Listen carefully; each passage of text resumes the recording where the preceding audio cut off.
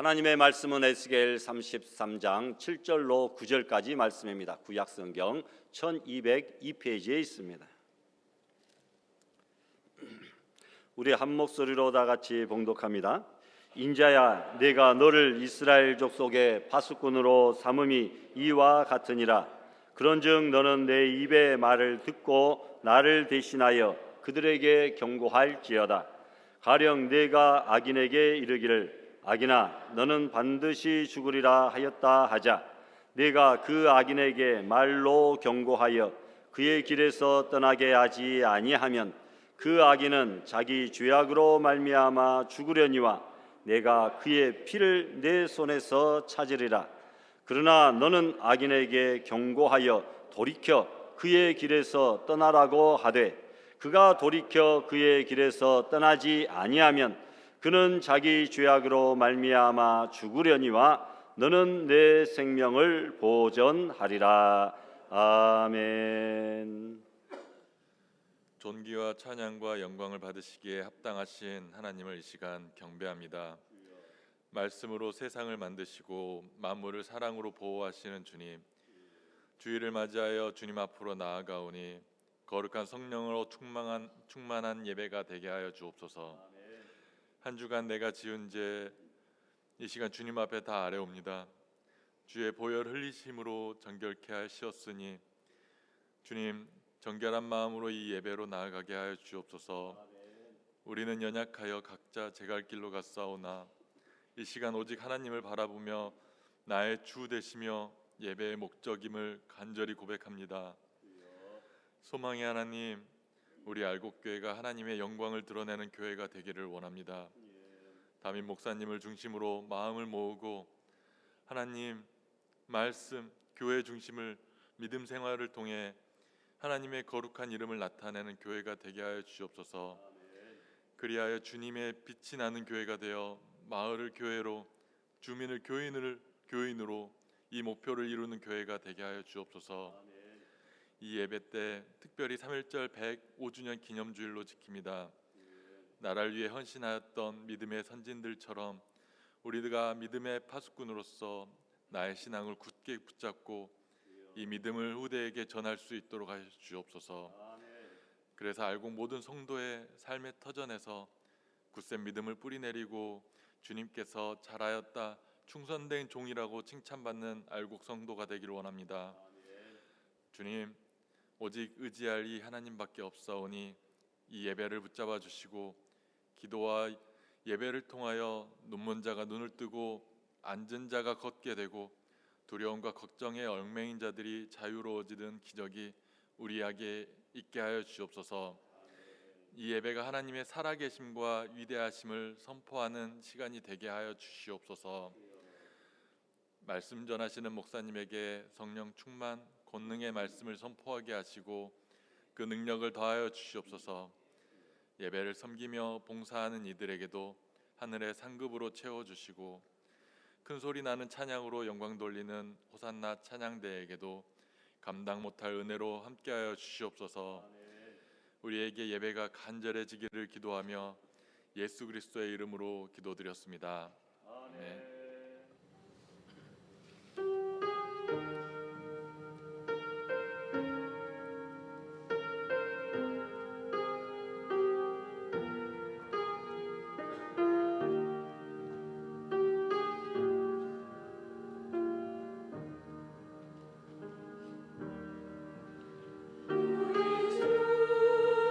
십자가 고난 넘어서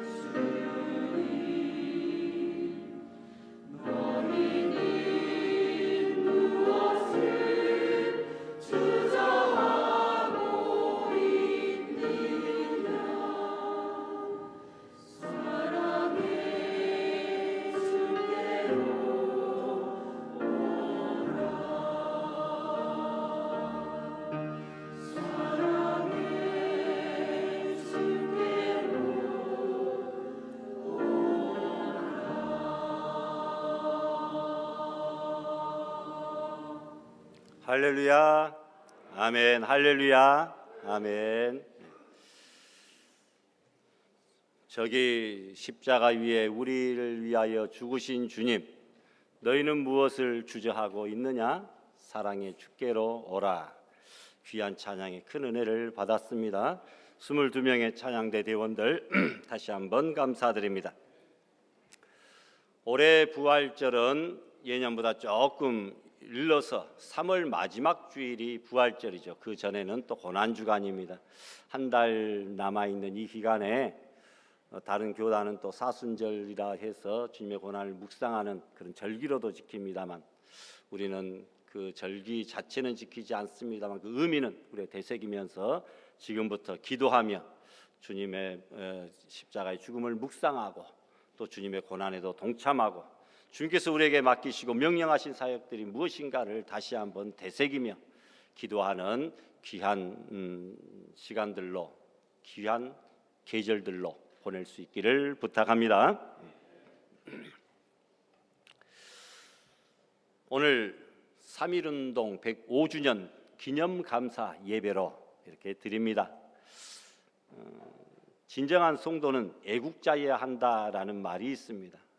하나님께도 충성할 뿐 아니라 하나님께서 세우신 이 국가에도 하나님의 선한 뜻대로 온전히 나라가 잘 통치되어지고 운영되어질 수 있도록 기도하는 우리 믿음의 성도들이 될 수 있기를 바라면서 이 말씀을 준비했습니다. 독일의 설교가요 신학자였던 여러분들이 잘 아시는 디트리 본 헤퍼 목사님이 계십니다. 히틀러의 독재 정권을 붕괴시키기 위해 일생을 바쳐 투쟁했다가 사형장에 이슬러 사라진 목사님인데 그가 돌아가실 때 나이가 39세였다. 아주 젊은 나이에 별세하신 것이죠. 그는 늘 용감하고 담대하게 설교했습니다. 그의 설교 중에 한 토막입니다. 어느 미친 운전사가 차를 몰고 있습니다. 그는 전진하면서 많은 교통사고를 일으키며 달리고 있습니다. 당신이 그 자리에 있었고 만일 기독교인이라고 한다면 쫓아다니면서 사고 당한 피해자에게 치료해주고 기도만 해주는 것으로 끝나시겠습니까? 아니면 그 미친 운전사를 차에서 끌어내리시겠습니까? 라고 설교합니다. 이런 설교를 하던 그가 히틀러에 의해 사형 언도를 받고 감옥에 있을 때 어느 날 하나님께서 재판장이 되시고 히틀러가 심판대에 서 있는 꿈을 꾸었습니다. 하나님은 엄중히 판정하십니다. 너 히틀러는 그동안 많은 무고한 사람들을 괴롭히고 예수를 영접하지 않았으니 지옥에 가서 고통을 받는 것이 마땅하다. 이때 히틀러가 부르짖습니다. 하나님, 저는 죽어서 이러한 세계가 있는 줄을 알지 못했습니다. 만일 알았다면 저는 그러한 죄를 범하지 않았을 것입니다. 이러면 자기 변명을 하는 거죠. 그런데 누구 한 사람 저에게 이런 것을 알려주지 않았고 또 전도하는 사람도 없었습니다. 그런 이야기를 합니다. 그 순간 보네포 목사님은 가슴을 치며 회개합니다. 주님, 저는 그 영혼을 불쌍히 여겨 전도할 생각은 미처 못했습니다. 그를 끌어내리려고만 했지 전도하려고는 생각도 하지 않았습니다. 라고 하면서 꿈을 깼다라는 것입니다. 여러분, 파수꾼의 책임을 다하지 못한 우리를 향한 무서운 경고의 말씀이 오늘 본문에 기록이 되어져 있습니다. 여러분, 지금 복음을 듣지 못함으로 영적으로 죽어가는 이웃에 대한 그 파수꾼의 책임은 과연 누구에게 있느냐? 내가 복음을 전했어도 그가 받지 아니하고 거절하여 죽으면 그는 자기 죄로 인하여 죽지만 하나님께서는 나에 대한 그 책임은 없지만 그러나 내가 복음을 전하지 않아서 그가 죽으면 그는 자기 죄값으로 죽거니와 그의 피값은 복음을 전하지 않은 우리에게 찾으시겠다라고 오늘 본문에서 말씀하고 있지 않습니까? 여러분, 영적으로 죽어가는 이웃에 대한 파수꾼의 책임을 묻고 있다라는 것입니다. 파수꾼이란 주로 밤에 불침번을 써서 사람이나 재산을 지키는 그런 사람을 일컫는 말입니다. 따라서 문을 지키는 보초나 경비를 말하기도 합니다. 성경에 보니까 밭과 포도원을 지키는 파수꾼이 있는데 저들은 추수하는 동안만 자기의 임무를 감당하는 열왕기하 17장에 나오는 파수꾼도 있습니다. 그들은 더위를 피하기 위해 초막을 세웠고 잘 살펴보기 위해 망루, 망대를 높이 세웠습니다. 성읍을 지키는 파수꾼은 밤에 적들로부터 성벽을 보호하였고 성 안에 있는 생명을 안전하게 지키는 역할을 감당하였습니다.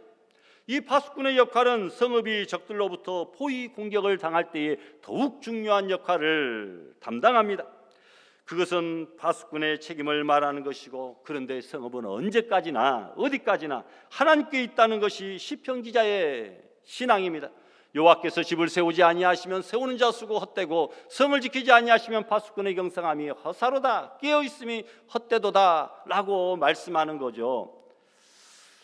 하나님께서 성을 지키시고 보호하시는 그 능력이 하나님에게 있지만, 그러나 우리는 파수꾼으로서의 사명과 책임을 반드시 감당해야 된다. 하나님이 하실 일은 하나님이 하시고 우리가 할 일은 우리가 해야 된다라는 것을 말씀하고 있습니다. 성경에서는 파수꾼을 간수자, 야순자, 순행자, 수졸, 예언자 등 여러 가지 명칭으로 사용되기도 합니다. 성경은 비유적으로 하나님의 축복과 위로를 사모하는 경건한 모든 성도들을 파수꾼으로 부르고 있습니다. 시편 130편에 보니까 파수꾼이 아침을 기다림보다 내 영혼이 주를 더 기다리나니 참으로 파수꾼의 아침을 기다림보다 더하도다.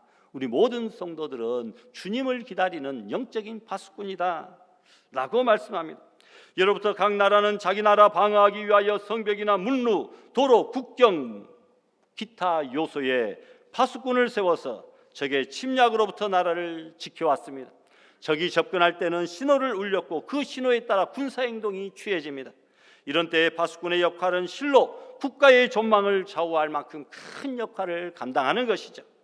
지금은 과학의 발달로 레이더 장치, 또 적외선, CCTV 등이 있어가지고 이 적정을 탐색하는 파수꾼의 역할들, 직접 사람이 서서 파수하는 역할들은 많이 줄어들었습니다만, 그래도 그 파수꾼들은 반드시 필요하다.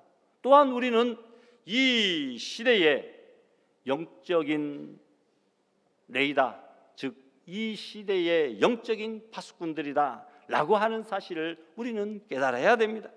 가정의 행불행, 교회의 영적 부흥과 나라도 모두 믿음의 파수꾼인 저와 여러분들에게 달려있다라는 것이죠. 에스겔은 바벨론 왕 느부갓네살이 2차로 예루살렘을 공격할 때에 여호야긴 왕과 같이 바벨론의 포로로 잡혀가서 그발강가에 거주하며 하나님의 묵시를 받았습니다. 그는 거기서 멀리 고국을 사모할 때에 각종 계시와 표징을 가지고 예루살렘이 우상 숭배로 인하여 가까운 장래에 멸망할 것과 또 먼 장래에 회복됨으로 다시 재건될 하나님의 영광을 예언한 선지자였습니다. 이렇게 나라는 망하고 백성은 사로잡혀서 외부의 포로가 되어서 갖은 압박과 학대로서 신음하고 있으며, 고국의 예루살렘 성전은 남은 백성들의 죄악과 우상 숭배로 말미암아 멀지 않은 장래에 결국은 멸망하게 되었고, 포로 생활에 지친 동족들은 극도로 절망과 낙담 속에서 나날을 보내는 이때에 하나님께서는 이 백성들에게 영적인 파수꾼으로 에스겔을 불러 세우셨다라는 것입니다. 여러분, 하나님께서 파수꾼을 세울 때 아무나 임명하지 않습니다. 왜냐하면 그 임무가 너무나 막중하기 때문입니다.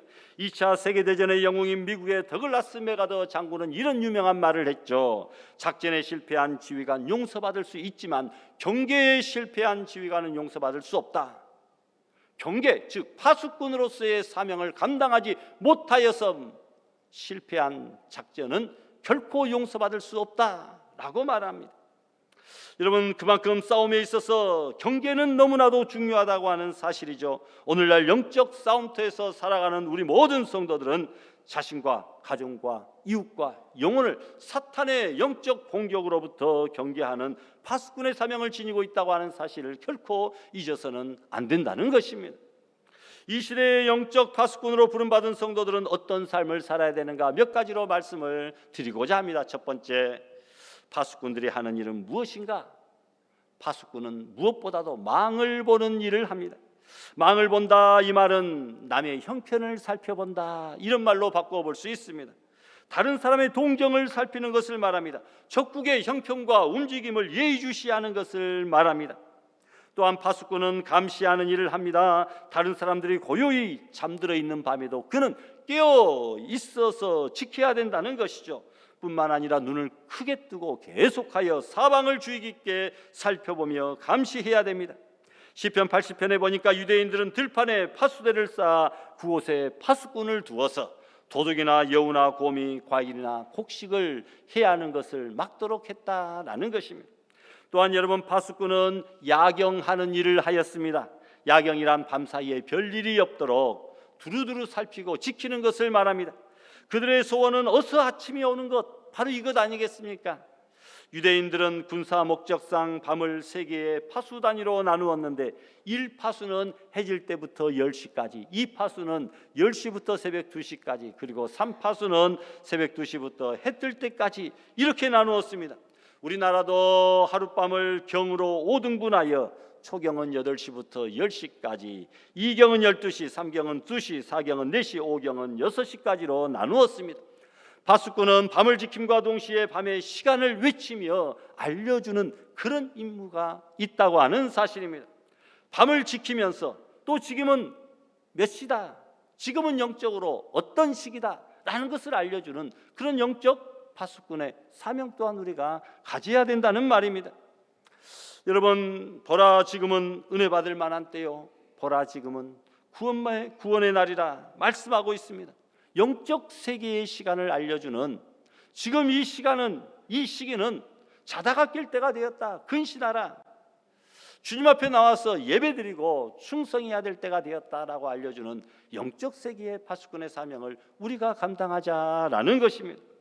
또한 여러분, 파수꾼은 성을 지키는 일을 했습니다. 밤이 되면 파수꾼들은 성벽 위에서 망을 보거나 거리를 순찰하면서 성읍 이곳저곳을 살피는 일을 감당했는데, 도둑의 준동을 막고 원수의 침투를 막고 성읍을 물샐 틈 없이 지키는 그런 일들을 하였습니다.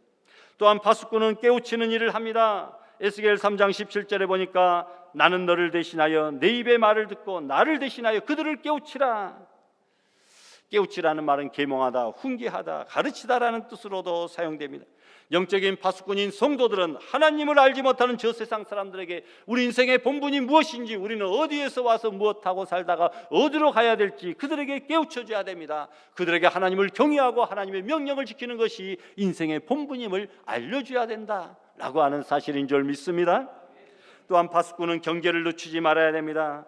파수꾼으로 세움받은 자는 한시라도 졸거나 기타 다른 이유로 인하여 경계의 임무를 늦춰서는 안 됩니다. 오직 눈을 부릅뜨고 지킬 때에 쳐들어오는 적을 언제라도 발견할 수 있어야 된다라는 것입니다. 영적 파수꾼으로 부름받은 우리가 조금이라도 경계를 늦춘다면 죄와 악이 우리 자신과 하나님께서 우리에게 맡겨주신 우리의 가정과 자녀들과 이웃과 교회를 정복하여 송두리째 사단에게 넘겨줄 것이기 때문에 우리는 근신하고 깨어 있어서 경계해야 된다라는 사실입니다. 그래서 자신과 가정, 교회와 이웃의 영혼 상태를 끊임없이 점검하고 살펴봐야 됩니다. 우리의 자녀들의 신앙생활은 어떤가? 내 주변에 있는 연약한 성도들의 믿음 생활은 어떤가? 우리가 권면하고 찾아가고 구원하고 살피고 그들을 다시 일으켜 깨워야 된다라는 말씀이죠. 그러기 위해서는 오직 자신의 영혼을 부단히 돌아보며 내가 잠들지 않도록 최선을 다해야 되는 줄 믿습니다. 이런 파수꾼은 또한 나팔을 불어 경고해야 됩니다. 오늘 본문 7절 말씀 우리 다 같이 한번 봉독할까요? 인자야, 내가 너를 이스라엘 족속의 파수꾼으로 삼음이 이와 같으니라. 그런즉 너는 내 입의 말을 듣고 나를 대신하여 그들에게 경고할지어다. 아멘. 이런 파수꾼에게 주어진 중대한 임무는 위협이 닥쳤을 때 나팔을 불어 경고하는 것이죠. 적군이 쳐들어왔을 때 파수꾼이 나팔 불어 모든 사람들에게 위협을 알리는 행위는 직접 창과 칼로 싸우는 그 행위만큼 중요한 것이다라는 거죠. 본문 6절에 보면 칼과 위험이 다가옴을 알고서도 경고하지 않는 자에 대한 무서운 징계가 기록되어져 있습니다. 파수꾼이 위험을 경고하지 않으므로 죽게 된 자의 핏값을 파수꾼의 손에서 찾을 것이라 말씀하고 있습니다.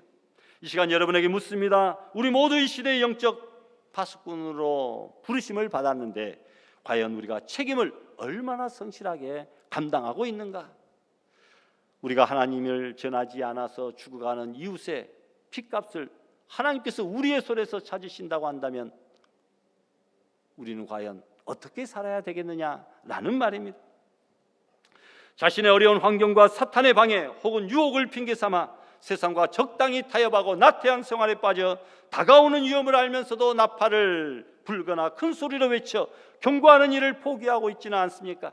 우리 모두 악한 자에 대하여 방관하거나 무관심하거나 한 영혼이라도 멸망의 길에서 떠나 하나님께 속하도록 부끄러워하지 말고 더욱더 큰 소리로 나팔을 불어서 하나님께 칭찬받는 복음의 파수꾼들이 될 수 있기를 부탁합니다. 두 번째로 영적 파수꾼의 임무는 그럼 무엇입니까? 7절에 보니까 파수꾼의 세 가지 특별한 임무를 말하고 있습니다. 첫 번째로는 내 입에 말을 들으라고 하였습니다. 영적 파수꾼 된 사람의 첫 번째 임무, 하나님의 말씀을 바로 들어야 된다라는 거죠. 사람의 영혼을 구원하는 중대한 일을 맡아 감당하는데 하나님을 떠나 세상적인 말을 가지고는 그들의 영혼을 구원하지 못합니다. 그러므로 사도 바울은 우리가 전에 말하였거니와 내가 지금 다시 말하노니 만일 누구든지 너희의 받은 것 외에 다른 복음을 전하면 저주를 받을지어다. 우리는 하나님의 말씀을 잘 듣고 그 복음만을 전해야 될 줄 믿습니다. 또한 두 번째로 나를 대신하여라고 했습니다. 영적 파수꾼 된 사람의 둘째 임무, 하나님을 대신하는 것이죠. 즉 하나님께서 말씀하시는 것 같이 해야 된다는 겁니다. 그러므로 우리의 말씀에 권위가 있어야 되고 능력이 있어야 되고 동시에 하나님만을 나타내야 된다라는 거죠. 예레미야와 같이 말씀에 사로잡혀 불타는 심정이 되어야 되겠고, 사도 바울과 같이 말씀에 붙들려야 되고, 세례 요한과 같이 외치는 자의 소리만이 되어서 자신이 나타나지 않고 순전히 하나님의 말씀만이 드러내는 그런 삶을 사시기를 바랍니다. 또한 세 번째로 그들에게 경고할지어다라고 했습니다. 죄인들에게 경고해야 된다. 이 경고라고 하는 것은 두 가지의 뜻이 있습니다. 첫 번째로 외부적인 위험을 느꼈을 때 바라는 경고입니다. 어떤 위험한 상태에 처하지 아니하는가 항상 살펴보고 늘 깨어 돌아봐야 됩니다. 그러므로 파수꾼은 자지 않고 깨어 있어야 되고, 무의식이 아니고 의식이 있어야 되고, 항상 마음과 시간의 여유를 갖고 있어야 된다라는 겁니다. 방심하지 말고 늘 준비된 상태에서 철저하게 외부 세력의 침투를 경계해야 됩니다. 또한 두 번째로 죄인들이 죄에 빠졌을 때 그 죄와 죄악의 결과를 경고해 줘야 됩니다. 죄악 중에 있으면서도 죄가 무엇인지 느끼지 못하고 죄의 결과가 얼마나 무서운지 깨닫지 못하는 그들에게 죄의 결과의 무서움을 깨우치게 하고 느끼게 해서 그들이 회개하고 주님께로 돌아오도록 만드는 그런 영적 파수꾼의 사명을 감당해야 된다라는 것이죠. 그래서 무지한 백성에게 전도했던 로울란드 힐은 너무 열심히 전도하여 미쳤다라고 하는 소리까지 들었고, 중세기 교회가 극도로 부패하여 암흑시대를 이루었을 때 루터는 부패와 죄악을 지적한 영적 파수꾼으로의 삶을 살게 된 줄로 믿습니다. 모든 기독교 역사를 돌아보면 모든 위대한 신앙의 사람들은 그 시대의 죄악을 지적하고 그 죄악의 결과를 통렬히 지적하다가 생명을 초계와 같이 버린 그런 사람들이었다는 거죠. 그들이 그 시대의 파수꾼의 역할을 성실하게 감당하였기에 오늘날 기독교가 있음을 우리는 잘 알고 있습니다.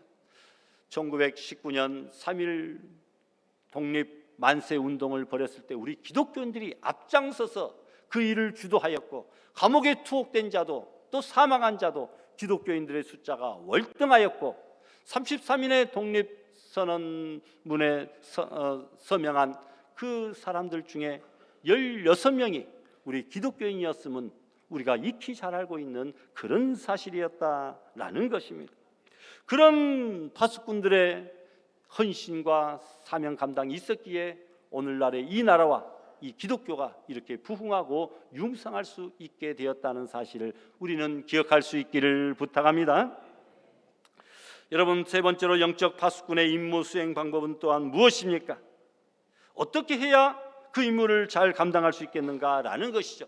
에스겔서 2장 7절에 보니까 이스라엘 백성들은 이마가 굳고 마음이 강팍하다 하시며 그들이 내 말을 듣지 아니할 것이다 하였습니다. 그만큼 저들은 완악하며 고집세고 뉘우치거나 회개할 줄 모르는 사악한 백성들인데, 나같이 여리고 부족한 사람이 어떻게 복음의 나팔을 부는 파수꾼의 사명을 감당할 수 있을까? 이렇게 생각해 보면 참 답답합니다. 이 세상이 얼마나 험악하고 파수꾼의 사명이 얼마나 힘든지 주님은 제자들을 세상을 향해 내어보내실 때에 내가 너희를 보냄이 양을 이리에게 보낸 것 같도다, 이렇게 말하고 있습니다. 여러분, 이런 무겁고 힘든 영적 파수꾼의 사명을 감당하려면 우리는 무엇보다도 먼저 확고한 신앙을 가져야 됩니다. 아무리 세상이 약하고 사명 감당하는 일이 힘들다고 할지라도 사명자는 하나님의 말씀에 의해 하나님이 나에게 힘 주신다고 하는 사실을 굳게 믿고 나가야 됩니다. 파수꾼의 사명을 감당하려고 하면 에스겔 3장 8절 이하에 보니까 세상 사람들이 이마가 굳고 마음이 강팍하여도 하나님께서 그들의 얼굴을 대하도록 내 이마를 굳게 하였으니 화석보다도 굳은 금강석같이 우리의 이마를 굳게 하였다. 그들이 비록 패역한 백성이라도 두려워 말며 그 얼굴을 무서워 말라. 하나님이 너희와 함께 하시겠다라고 약속하셨으니 이러한 확고한 신앙을 가질 수 있기를 바랍니다. 하나님께서 사명자에게 힘주지 않으면 언제나 실패할 수밖에 없습니다. 자신의 힘으로 하는 것 같지만 결국은 하나님이 다 하시고 하나님께서 성취하시는 것이죠. 하나님께서 우리에게 그 사명을 감당할 수 있도록 담대함도 주시고 지혜도 주시고 물질도 건강도 주신다고 하는 사실을 믿으시기를 바랍니다. 또한 우리가 쉬지 말고 깨어 기도해야 됩니다. 누구든지 기도 없이는 파수꾼의 사명을 감당할 수가 없습니다. 전투할 때의 중요한 것 가운데 하나가 통신입니다. 상부와의 무선 통신이 끊어지면 밑에 사람들은 아무것도 할 수가 없는 것이죠. 하나님의 능력을 받고 지시를 받으려면 우리도 기도해야 됩니다. 기도를 통하여 하나님의 지시를 받아야 되죠. 기도 없이는 사명을 감당할 수 없는데 두 가지 필요 조건이 있습니다. 하나님의 지시를 우리는 기다려야 됩니다.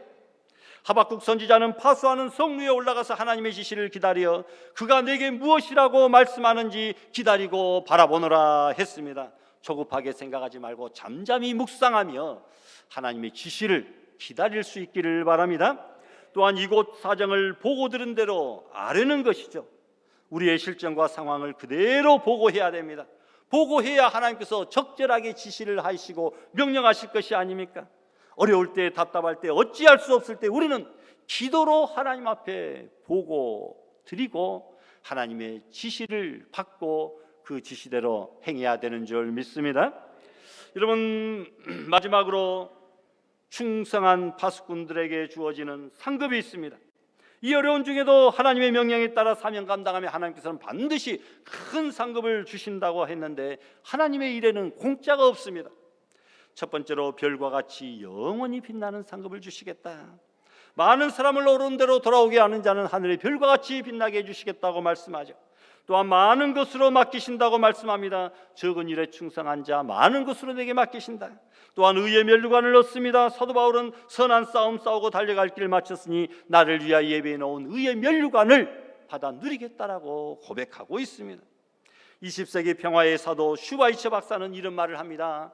현대인은 하루에 몇 분 동안만이라도 밤하늘을 쳐다보며 우리를 생각한다면 현대 문명은 이처럼 병들지 않았을 것이다. 밤 시간에 몇 분의 시간이라도 밤하늘을 바라보며 하나님을 바라보며 기도하고 하나님의 뜻을 기다렸다고 한다면 현대 문명은 이렇게 병들지 않았을 것이다 라고 말합니다. 그렇습니다. 오늘 우리의 가정들이 왜 이처럼 병들고 있습니까? 이 사회가 왜 이처럼 썩어가고 있습니까? 우리의 심령들이 왜 메말라가고 있습니까? 우리가 성도들이 파수꾼의 사명을 제대로 감당하지 않았기 때문에 우리는 가정의 믿음의 대표주자 아닙니까? 우리의 가정을 지키는 우리 대표 선수들이다 라는 것이죠. 우리가 깨어서 파수꾼의 사명을 제대로 감당해야 우리의 자녀들이, 부모 형제들이, 이웃들이 깨어서 하나님의 뜻을 깨닫고 주께로 돌아올 것이 아니겠느냐라는 것입니다. 지금 이 사회는 항상 깨어서 문제의식을 가지고 해결점을 찾기 위해서 노력하는 사람이 막루 위에 서서 깨어있는 사람입니다. 그런 사람들이 필요합니다. 영적 세계의 파수꾼들이 필요하다는 말입니다. 그래야 하여야 잃어버렸던 양심, 영혼, 열심도 되찾고 질서를 회복할 수가 있습니다. 세상은 갈수록 복잡하고 험악해져 가고 있습니다. 점점 더 악해지고만 있습니다. 이런 때에 파수꾼의 사명을 잘 감당하여 한 명의 심령이라도 주께로 돌아올 수 있도록 만들어야 되겠고, 죄악으로 무너져가고 썩어져가는 이 세계를 우리가 온전히 붙잡고 다시 세우고 회복시키는 그런 사명이 저와 여러분들에게 있다고 하는 사실을 다시 한번 기억하면서 우리 모두 이 시대의 영적 파수꾼의 사명을 잘 감당함으로 하나님으로부터 놀라운 복과 은혜들을 체험하고 누리는 알곡의 성도들이 다 될 수 있기를 주님의 이름으로 부탁합니다. 주신 말씀 생각하시며 다 같이 합심해서 결단 기도드립니다. 거룩하신 하나님 아버지, 오늘 우리에게 영적, 육적 아버지여 레이다 하수꾼의 사명을 허락하여 주시니 감사합니다. 믿음으로 그 사명 잘 감당하여 우리 가정과 교회와 이 사회를 지키는 믿음의 성도들이 다 될 수 있도록 복을 내리어 주시옵소서. 예수님의 이름으로 기도드리옵나이다. 아멘.